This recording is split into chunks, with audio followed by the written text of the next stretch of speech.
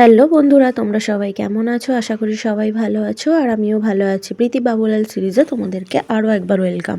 এটা একটা সকাল দিয়ে শুরু করলাম ভিডিওটা। এখন পুজো করছি, তো এখন ঠাকুরকে জল দেব, দেওয়ার পর তারপর রান্না বান্নার দিকে যাব। সব থেকে একটা বড় কাজ হলো সকালবেলা স্নান করা। কিন্তু দেখবে সকালবেলা যদি স্নান করা হয়ে যায় সারাটা দিন আর কিছু মনে হয় না। এটা হলো সব থেকে যেন একটা বড় কাজ রান্না খাওয়ার থেকেও।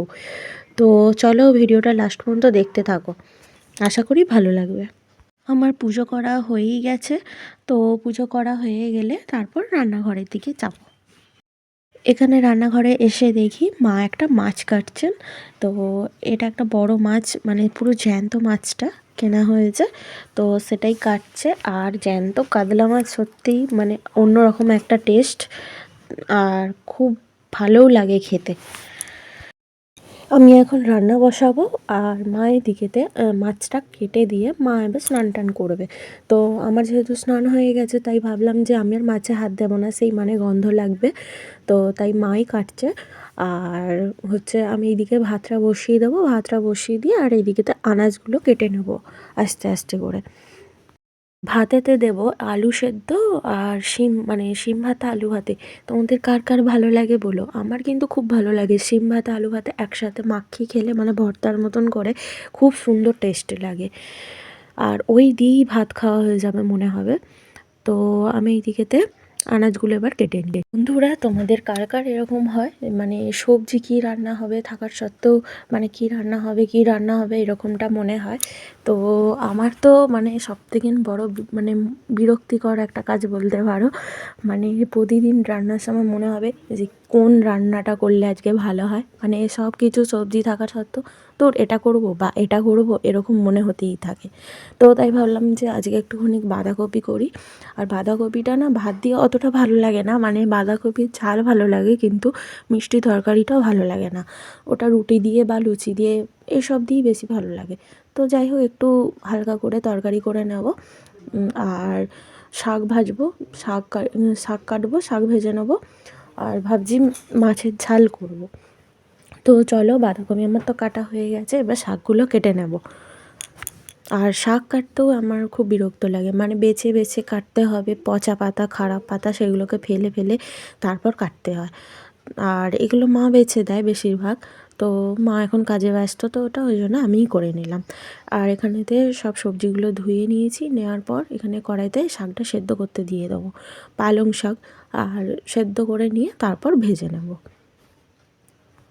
বাঁধাকপিতে দেওয়ার জন্য কিছু মটরশুঁটিও ছাড়িয়ে নেব। মটরশুঁটি দিয়ে বাঁধাকপি বেশ খেতে ভালো লাগে, খুব সুন্দর লাগে। মটরশুঁটি ছাড়া বাঁধাকপির তরকারি একদমই ভালো লাগে না, একদম বেমানান লাগে, তাই না?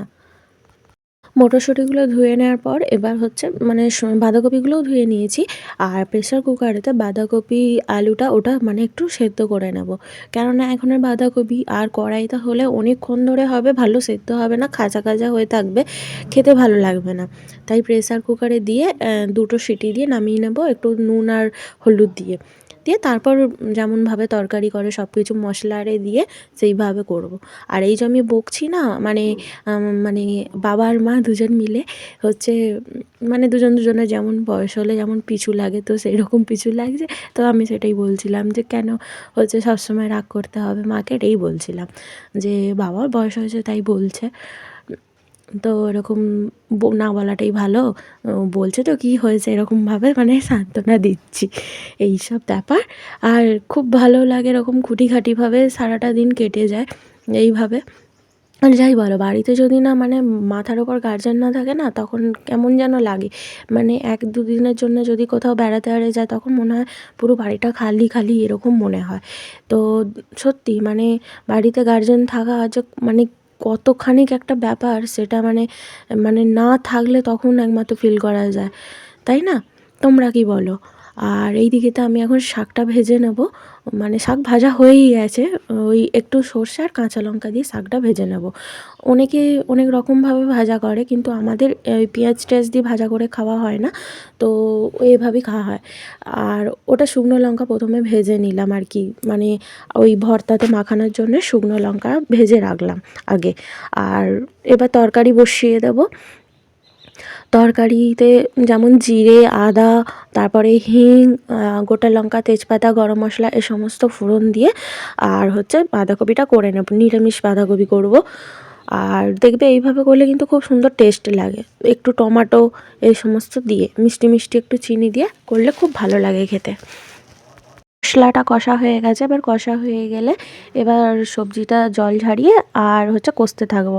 আর এখন তো শীতকালেতে ঘি বসে যায় মানে ঠান্ডাতে, তো সেই জন্য ঘিটা একটু আগুনের তাপে একটু হালকা করে গলিয়ে নিলাম। তো আর মা পাশেতে আমাকে একটু হেল্প করছে কাজেতে। তোমাদের সাথে বকতে বকতে আমার রান্না হয়ে গেছে। শাক ভাজা, চাটনি, লঙ্কা ভাজা মানে লঙ্কা ভাজাটা ভর্তা মাখানোর জন্যে, আর হচ্ছে এইদিকেতে বাঁধাকপির তরকারি, আর এখানেতে রয়েছে মাছের ঝাল। দেখেছো মাছের ঝালটা ইয়াম্মি ইয়াম্মি, খুব ঝাল ঝাল করেছি। আর এখানেতে আমরা তিনজনা মিলে একসাথে খেতে বসে গেছি। আর এই যে রোজকার ব্যাপার, মানে ও আমাকে খাইয়ে না দিলে ওর একটু মানে সয় না। তো যাই হোক, এরকম মানে আমি যত ওর মাখানো খেতে চাইবো না, ও তত সেই জোর করবে খাও খাও করে। আর বাবা আগেই খাওয়া হয়ে গেছে। চলো ভিডিওটা এখানেই শেষ করলাম। কেমন লাগলো আশা করি জানিও। আর তোমরা কিন্তু লাইক, শেয়ার, কমেন্ট করতে ভুলো না। আজকের মতো টাটা, দেখা হবে তোমাদের সাথে আবার একটা নতুন একটা ব্লগে। সবাই ততক্ষণ সুস্থ থেকো, ভালো থেকো আর সাবধানে থেকো।